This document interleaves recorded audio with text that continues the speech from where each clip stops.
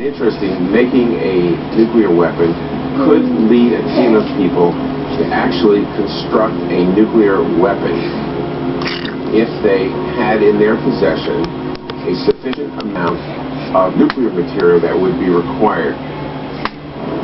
Today, there is enough material in the world for 250,000 nuclear weapons.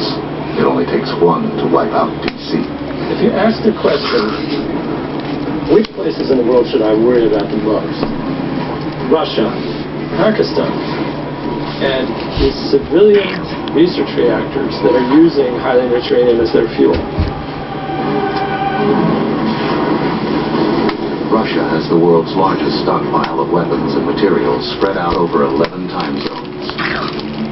When the Iron Curtain fell in 1989, that stockpile was suddenly up for grabs. The nuclear workers weren't getting paid for 6 months at a time. The budgets for these nuclear facilities collapsed, and in many cases they ended up with gaping holes in their fences.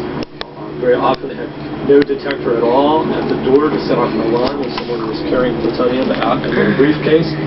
The level of corruption that accompanied the collapse of the Soviet Union was almost impossible to exaggerate. The saying was, everything's for sale. And virtually everything was for sale. Hi, kitty. Faulty accounting provided opportunity.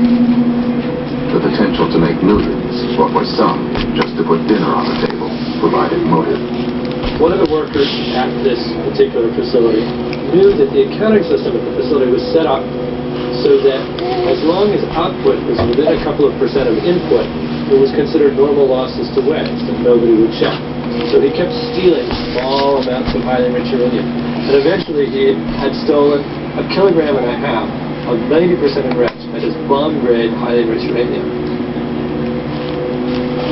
He was eventually caught. And he has said that he really wanted to get enough money to buy a new refrigerator and a new washing machine for his family. The bad news about nuclear-terrorism can be framed as the answers to several key questions. First, do terrorists want nuclear weapons? Unfortunately, it's clear the answer is yes. Second, is it possible if terrorists got the needed nuclear material they could make a nuclear bomb? The answer there is also yes.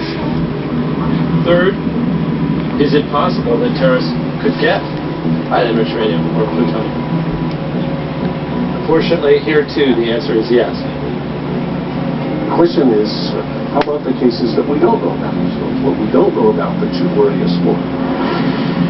The material needed to build a bomb is small enough to fit in a suitcase.